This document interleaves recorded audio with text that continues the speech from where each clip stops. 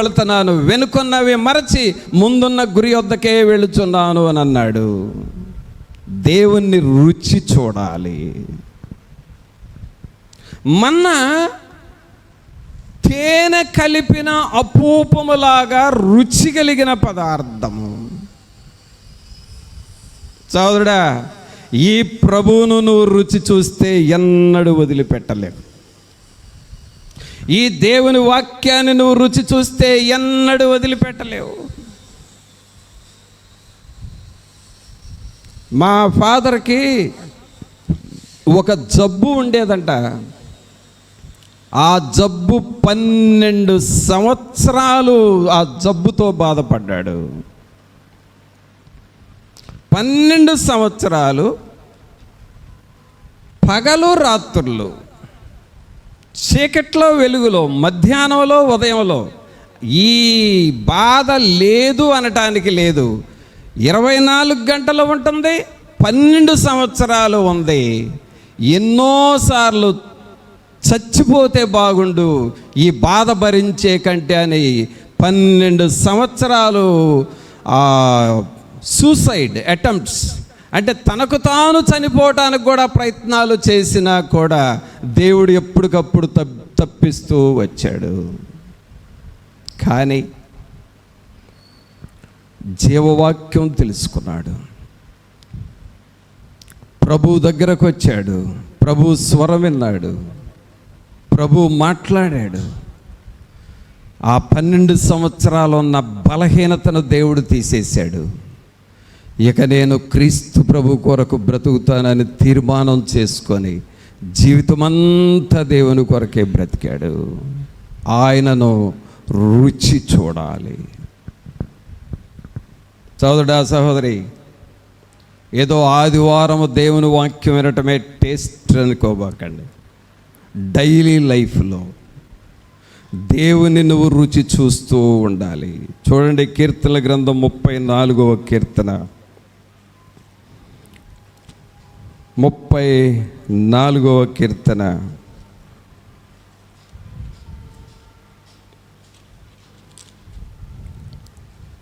8వ వచనం చదవండి. 34వ కీర్తన 8వ వచనం. యెహోవా ఉత్తముడని రుచి చూచి తెలుసుకొనండి, ఆయనను ఆశ్రయించు నరుడు ధన్యుడు. అందరి మాట చెప్పండి, కుడి హస్తం పైకి లేపి. యెహోవా ఉత్తముడని రుచి చూచి తెలుసుకొనండి. ఆమేన్. కావున పిల్లరా, నీవు ఇశ్రాయేలీయుల ప్రజలు ప్రతిరోజు ఆ మన్నాను తింటూ ఉన్నారు, ప్రతిరోజు మన్నా టేస్ట్ చూస్తున్నారు, ప్రతిరోజు మన్నాను తిని బ్రతుకుతూ ఉన్నారు. అలాగే నీ జీవితంలో ప్రతిరోజు దేవుని వాక్యాన్ని చదవాలి, ప్రతిరోజు ప్రభువుని రుచి చూడాలి, ప్రతిరోజు దేవునితో స్నేహం చేయాలి, ప్రతిరోజు దేవుని దగ్గర మొరపెడతా ఉండాలి. ఆయన దగ్గర కనిపెడతా ఉండే కొలది ఆయనలో టేస్ట్ పెరుగుతూ ఉంటుంది. అందుకనే పౌలు గారు ఏమన్నాడంటే, క్రీస్తు యొక్క సిలువ ప్రేమ నుండి ఈ లోకములో నన్ను ఏది ఎడబాపనేరదు. Nothing can separate me from my living God. నా దేవుని నుండి నన్ను ఎవరు వేరు చేయలేరు. కారణం ఏంటంటే, దేవునిలో రుచి చూశాడు, దేవునిలో లీనమైపోయాడు, దేవునిలో ఐక్యత పొందాడు, దేవునితో కలిసిపోయాడు. ప్రభువునందు పిల్లరా, పరిశుద్ధాత్మ దేవుడు ఈ మన్నాను ఇశ్రాయేలు ప్రజలు రుచి చూసినట్లుగా ఈ దేవునిని, దేవుని వాక్యాన్ని, దేవుని సన్నిధిని మనము రుచి చూచి ఆయనలో ఎదుగుతూ ఫలిస్తూ ఉండాలి. ఆ రుచి చూస్తున్నావా? కూరగాయల రుచులు నీకు తెలుసు, ఆహార పదార్థాల రుచులు నీకు తెలుసు. యేసుక్రీస్తు అనే నామములో ఉన్న రుచి నువ్వు చూస్తే, ఈ దేవుని వాక్యములో ఉన్న రుచి నువ్వు చూస్తే, ఎంతకంటే శ్రేష్టమైనది ఏది ఉండదు పిల్లరా. అందుకనే ఈ మన్నాను, రుచిగలగన మన్నాను ఇశ్రాయేలు ప్రజలకు పంపిస్తూ వచ్చాడు. ఇశ్రాయేలు ప్రజలకు ఏ రోజుకు ఆ రోజు పంపిస్తూ వచ్చాడు. అలాగే ప్రియులారా, ప్రతిరోజు ఈ మన్నాను దేవుడు వారికి కురిపించాడు, పంపించాడు. అయితే ఇందాక నేను మీకు చెప్పాను, ప్రతి ఆహార పదార్థానికి సైజు ఉంటుంది అని చెప్పాను. సైజులో చాలా చిన్నది. అలాగే ప్రతి ఆహార పదార్థానికి కలర్ కూడా ఉంటుంది. అవునా? కలర్ ఉంటుంది. మామిడికాయకు ఒక కలర్ ఇచ్చాడు దేవుడు, యాపిల్కి ఒక కలర్ ఇచ్చాడు కదా, టమాటాకు ఒక కలర్ ఇచ్చాడు దేవుడు, బెండకాయకి దొండకాయకి ఇంకొక కలర్ ఇచ్చాడు. So different fruits, different colours. అరటి పండు రంగు ఇంకొక రంగు, అదే కూర అరటి రంగు అది ఇంకొక రంగు. ప్రతిదానికి రంగులు ఇచ్చాడు. ఈ మన్నాకు ఏ రంగు ఇచ్చాడో చూద్దాం. మన్నా కలర్ ఏంటి? నిర్గమకాండం తీయండి. నిర్గమకాండము 16వ అధ్యాయము 31వ వచనంలోనే ఉంది. అది కూడా 31వ వచనం. అది తెల్లని కొత్తిమీర గింజవలే ఉండెను. అందరు చెప్పండి ఈ మాట. అది తెల్లని కొత్తిమీర గింజవలే ఉండెను. ఆమేన్. ఇప్పుడేంటి కలరు? మన్నా కలర్ ఏంటి? చెప్పాలి. White in colour. మన్నా రంగు ఏమిటంటే తెలుపు రంగు. దేవుడు అరటిపండుకి ఇచ్చిన పసుపు రంగు ఎందుకు ఇవ్వలేదో, దేవుడు ఆ టమాటాకు, ఆ యాపిల్కి ఇచ్చిన కలర్ మన్నాకు ఎందుకు ఇవ్వలేదో, వైట్ కలర్ తెలుపు రంగే ఎందుకు ఇచ్చాడు దేవుడు అని చూస్తే ప్రియరా, ఇక్కడ ఉన్న ఆత్మీయత ఏమిటి అనంటే, ఇది పైనుండి వస్తూ ఉంది, ఇది పరలోకాన్ని నుండి వస్తుంది. పరలోకములో ఉండే రంగు ఏమిటంటే తెలుపు రంగు. Heaven is white colour. Angels are in white colour. The lord Jesus is in white colour. Heavenly homes are in white color. Heavenly roads are in white color. అక్కడ వీధులు తెలుపు, ఇళ్ళు తెలుపు, దేవదూతలు తెలుపు, దేవుని సింహాసనం తెలుపు, దేవుడు తెలుపు, వారు ధరించిన వస్త్రాలు తెలుపు. పరలోకములో తెలుపు రంగు తప్ప ఈ భూలోకములో ఉండే ఏ రంగు పరలోకములో ఉండదు. ప్రభునందు పిల్లరా, మన జీవితాలు కూడా సిలువ రక్తము చేత కడగబడి, పరిశుద్ధపరచబడి, మన చరిత్ర మారిపోయి, నీ సాక్ష్యం మారిపోయి, నీ జీవితాన్ని అమూల్యమైన రక్తము చేత కడగబడిన తర్వాత ఆయన నీకు తెల్లని వస్త్రాన్ని ఇస్తాడు. నీ జీవితము వైట్గా మారిపోతుంది. తెల్లని అంగి, తెల్లని సాక్ష్యము పరిశుద్ధతకు, హోలీనెస్కి గుర్తుగా ఉన్నది. అనగా కొత్తిమీర తెలుపు, యేసయ్య తెలుపు, హోలీనెస్, పరిశుద్ధత.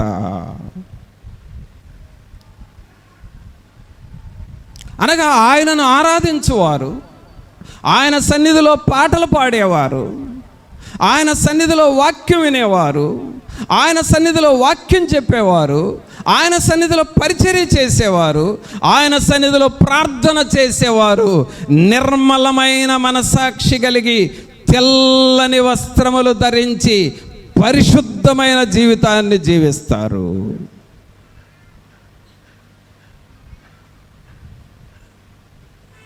క్రీస్తు ప్రభువులోనికి వచ్చిన తర్వాత నీ జీవితం పరిశుద్ధపరచబడతా ఉంటుంది. నీ జీవితం పవిత్రపరచబడతా ఉంటుంది. నీ సాక్ష్యం మారిపోతుంది, నీ ఊహలు మారిపోతాయి, నీ తలంపులు మారిపోతాయి, నీ స్వభావం మారిపోతుంది. అంతకుముందు భయంకరమైన స్వభావం అయి ఉండొచ్చు, ఇప్పుడు దేవుని స్వభావం నీలోనికి వస్తుంది. అందుకనే పౌలు గారు అంటున్నాడు, నేను క్రీస్తును పోలి నడుచుకొనుచున్న ప్రకారము మీరు నన్ను పోలి నడుచుకొనండి. దేవుని స్వభావం, దేవుని మనస్సు. అందుకనే ఈ మన్నా అది తెల్లని కొత్తిమీర గింజవలే ఉండెను. పరిశుద్ధతకు గుర్తు. ఆ పరిశుద్ధతను మనం కలిగి ఉందామా? ప్రభువునందు పిల్లరా, ఎప్పుడైతే మన జీవితాలు ఈ వాక్యం ద్వారా పరిశుద్ధపరచబడతాయో అప్పుడు మనం పరలోకానికి అర్హులంగా మారుతాము. అందుకనే నీ పరిశుద్ధతను నాకు ప్రభువా అని అడగాలి. నేను పరిశుద్ధుడను కనుక మీరును పరిశుద్ధులై ఉండండి. నువ్వు ప్రార్థన చేస్తూ ఉంటే ఆ పరిశుద్ధత, పరిశుద్ధాత్మ శక్తి, ఆ పరిశుద్ధమైన ఆలోచనలు, ఆ పరిశుద్ధత మనస్సు నీకు వచ్చేస్తుంది. కావున పిల్లరా, 40 సంవత్సరాలు దేవుడు ఈ మన్నాను వారికి పంపిన అర్థాలు ఏమిటంటే యేసుక్రీస్తును చూపిస్తూ ఉన్నవి. మరి నీకు ఆ పరిశుద్ధత వస్తూ ఉన్నదా? ప్రభా, ఈ పరిశుద్ధత నాకు, నా పిల్లలకు, నా కుటుంబానికి కావాలి అని నువ్వు అడుగుతావా? పరిశుద్ధాత్ముడు నిన్ను పరిశుద్ధపరచాలని చూస్తూ ఉన్నాడు. మరి నువ్వు ఆ పరిశుద్ధత కావాలని వేడుకుంటావా? అందువల్ల పిల్లరా, ఈ మన్నా ఏ రంగండి? ఏ రంగు అది? తెలుపు రంగు. చెప్పండి, అందరు చెప్పండి. మన్నా ఏ రంగు? తెలుపు రంగు. మన జీవితాలు కూడా తెలుపులో ఉండాలి. ఇకపోతే ఇంకొక విషయం ఏంటి అనంటే, ఈ మన్నా ఎక్కడ పడేది? చాలాసార్లు నేను ఇంటి దగ్గర నుండి ఇక్కడికి వచ్చేటప్పుడు అక్కడేం వర్షం ఉంటుంది, ఇక్కడ వర్షం ఉండదు. మళ్ళీ వెళ్ళబోయే టైంలో ఇక్కడ వర్షం ఉంటుంది, అక్కడ వర్షం ఉండదు. అంటే వర్షం ఒక చోట పడుతుంది, ఒక చోట పడదు కదా. అలాగే మన్నా ఎక్కడ కురుస్తుంది? అది పైనుండి పడుతుంది కదా. పైనుండి పడుతుంది అని అంటే అది వర్షంలాగానే పడుతుంది. పైనుండి ఎక్కడ పడుతుంది? ఇళ్లల్లో పడుతుందా? రోడ్ల మీద పడుతుందా? లేకపోతే నువ్వు ఎక్కడ నిలబడితే అక్కడ నీ ముందు పడుతుందా? చెప్పాలి, చెప్పాలి, చెప్పాలి, అందరు చెప్పాలి. ఎక్కడ పడుతుంది? ఇంట్లో పడుతుందా? ఇంటి ముందు పడుతుందా? మనం ఎక్కడుంటే అక్కడ పడుతుందా? లేకపోతే మనం ఏ వీధిలో ఉంటే ఆ రోడ్ల మీద పడుతుందా?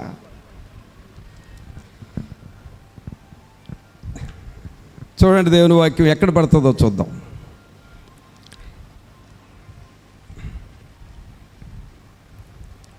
దేవుని వాక్యంలో 16వ అధ్యాయంలోనే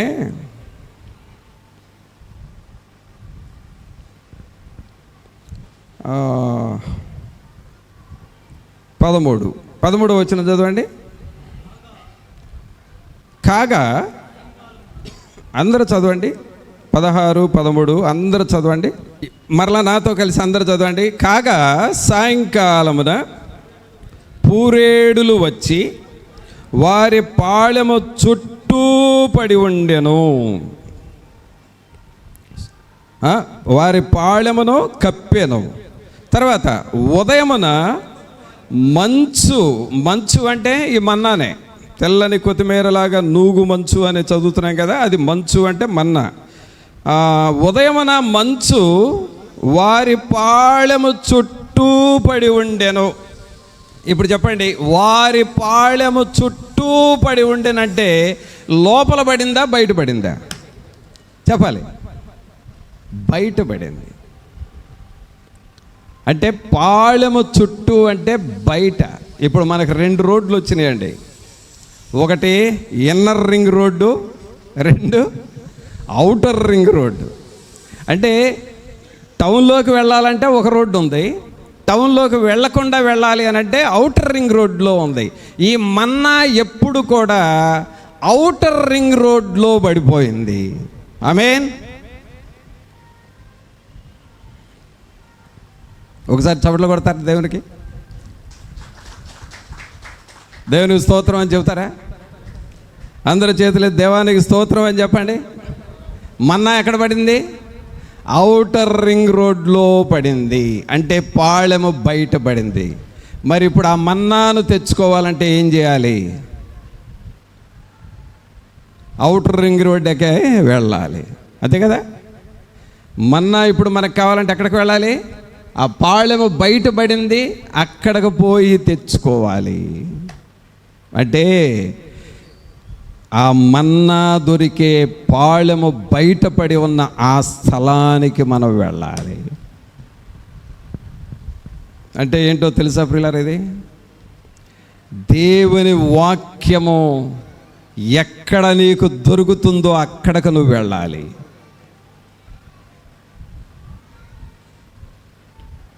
ఈ రోజున టీవీలోకి వాక్యాలు వచ్చినాయి, సెల్ ఫోన్లోకి వాక్యాలు వచ్చినాయి, చివరకు నీ సిస్టములో కూడా వాక్యాలు ఉన్నాయి. కానీ అది నీ ఇంటిలో దొరుకుతుందని ఇంటిలో కూర్చోకూడదు.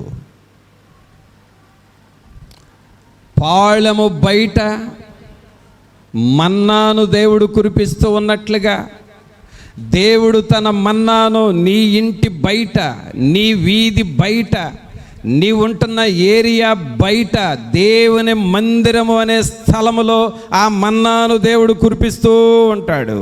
ఆమేన్. ఆ మన్నా దొరికే స్థలానికి నువ్వు వెళ్ళాలి. ఆ వాక్యము దొరికే స్థలానికి నువ్వు వెళ్ళాలి. ఆ దేవుని సన్నిధికి నువ్వు వెళ్ళాలి. అది ఎంత దూరమైనా కావచ్చు, ఎంత టైం అయినా పట్టవచ్చు. నీవు దేవుని వాక్యము దొరికే దేవుని మందిరము, ఆ పాళెము వెలుపల, అనగా దేవుని సన్నిధిలోనికి మనము రావాలి. ఈ పాళెము వెలుపల ఎందుకు పడింది అని అంటే అక్కడ కూడా ఒక ఆత్మీయ అర్థం ఉంది పిల్లరా.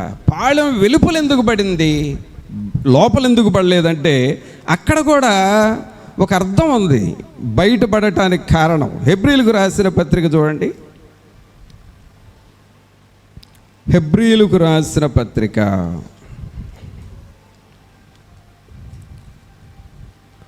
13వ అధ్యాయము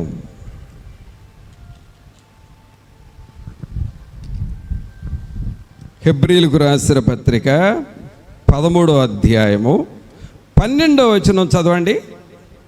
కావున యేసు కూడా తన స్వరక్తము చేత ప్రజలను పరిశుద్ధపరచుటకై గవిని వెలుపట శ్రమ పొందెను. ఆ మాట చాలా ఇంపార్టెంట్ పాయింట్. ఇది గవిని వెలుపట శ్రమ పొందెను అనగా యేసు ప్రభు శ్రమ పొందింది గవిని లోపల, గవిని వెలుపల.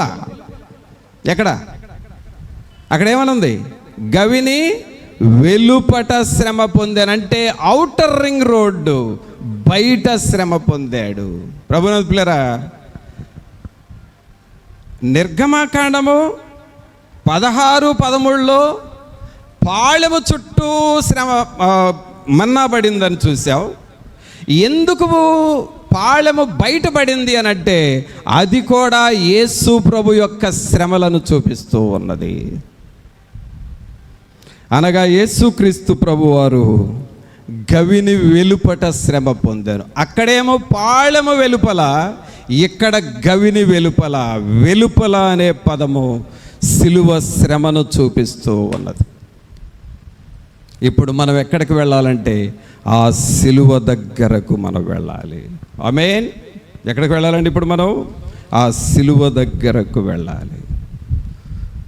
ప్రతిరోజు పాళెము బయటికి ఇశ్రాయేలీయులు పోయినట్లుగా ప్రతిరోజు గవిని వెలుపల ఉన్న సిలువ దగ్గరకు మనం వెళ్ళి సిలువను మనం ధ్యానం చేయాలి. సిలువ వైపు చూడాలి. సిలువ శ్రమలను తలంచుకోవాలి. సిలువ ఆశీర్వాదాలు పొందుకోవాలి. సిలువ శక్తిని పొందుకోవాలి. సిలువ ద్వారా పరలోక మార్గాన్ని మనం తెలుసుకోవాలి. ఇశ్రాయేలు ప్రజలు మన్నా కోసం ప్రతిరోజు పాళెము బయటికి వెళ్ళారు. మనము కూడా ప్రతిరోజు గవిని వెలుపల ఉన్న సిలువ దగ్గరకు మనం వెళ్ళి ఆయన మన్నాను మనం పొందుకోవాలి. ఆయన పొందిన గాయముల ద్వారా వచ్చే స్వస్థతను మనం పొందుకోవాలి. మరి అలాగూ మనం సిద్ధపడదామా? అందుకనే యేసుక్రీస్తు ప్రభువారు 40 సంవత్సరాలు మన్నాను ఇశ్రాయేలులకు పరిచయం చేయటంలో అది యేసుక్రీస్తు ప్రభువును చూపిస్తుందని మనకు అర్థమవుతుంది. మరి ఈ వాక్యాన్ని మనం అందరం తీసుకుందామా? ప్రార్థన చేసుకుందాం. ఒక్క నిమిషం మనందరం మోకరించి పరిశుద్ధాత్మ దేవుని వైపు చూస్తూ, ప్రభువా, గవిని వెలుపట మీరు శ్రమ పొందినట్లుగా ఇశ్రాయేలు ప్రజలు ఏ రోజుకా రోజు మన్నా కొరకు ఆ పాళెము వెలుపలికి వెళుతూ వచ్చారు కదా ప్రభా. మీకు వందనాలు, మీకు స్తోత్రాలు ప్రభా. పరిశుద్ధమైన మా ప్రభా, మీకు వందనాలు అని నువ్వు దేవునితో చెబుతావా? సహోదరుడా, సహోదరి, నీ చేతులెత్తి దేవుని వైపు చూడు. ప్రభా, ఈ మన్నా తెలుపు రంగులో ఉన్న ఈ మన్నా, ఈ పరిశుద్ధమైన జీవితాన్ని మీరు నాకు ఇస్తూ ఉన్నారు. ఈ మన్నాలో సిలువ శ్రమలు ఉంటా ఉన్నాయి ప్రభా. ఈ మన్నా తేనె పూసిన అపూపములాగా రుచిగా ఉంటా ఉన్నది. ఈ మన్నా గవిని పాళెము బయట దొరుకుతూ ఉన్నది ప్రభా. మేము కూడా మీ గవిని వెలుపలున్న సిలువ దగ్గరకు ప్రతిదినము మన్నా కురుస్తూ ఉన్న స్థలము దేవుని మందిరములోనికి మేము రావాలి. మిమ్ములను అలాగూ స్తుతించాలయ్యా. అట్టివారిగా మమ్మలను చేయండి ప్రభా. ఈ మన్నాను ఇశ్రాయేలు తిన్న రీతిగా ప్రతిరోజు యెహోవా ఉత్తముడని రుచి చూచి తెలుసుకోమని చెప్పారు. ఆ రుచిని మేము తెలుసుకునే వారిగా చేయండి అని ప్రభువుని అడుగుదామా? పరిశుద్ధుడైన మా ప్రభా, మీకు స్తోత్రాలు, వందనాలు చెల్లిస్తూ ఉన్నాము. మహోన్నతుడా, మహాగణుడా, మా ప్రభు అయిన యేసు, మిమ్మల్ని స్తుతిస్తూ ఉన్నాము. మన్నా కొరకు ఇశ్రాయేలీయులు ప్రయాసపడిన రీతిగా మీ కొరకు, మీ జీవవాక్యము కొరకు, మీ సన్నిధి కొరకు మేము ప్రయాసపడు వారముగా చేయండి. ఈ ప్రియులైన అందరినీ మీరు దర్శించండి. మిమ్మల్ని మేము రుచి చూడాలి ప్రభువా. మా కుటుంబాలలో మీరు సహాయము చేయగలరని, మా పిల్లలకు మీరు సహాయము చేయగలరని, మా ఆత్మీయ జీవితాల్లో మీరు సహాయము చేయగలరని మేము తెలుసుకోవాలి. మిమ్మలను రుచి చూడాలి ప్రభువా. అట్టివారిగా నన్ను, మమ్మల్ని అందరినీ మీరు చేయండి. మీ సన్నిధి మాతో ఉంచండి ప్రభువా. ఈ ప్రియులతో మీరు ఉండి ఆ మన్నాను ఇశ్రాయేలు తిని బ్రతికినట్లుగా మేము కూడా మీ జీవవాక్యమును తింటూ, చదువుతూ, వింటూ బ్రతకాలి. ఆత్మీయముగా బలపడాలి ప్రభా. అట్టివారిగా మమ్మల్ని అందరినీ చేయమని నజరేయుడైన యేసు నామమున అడిగి వేడుకొనుచున్నాము తండ్రి. ఆమేన్.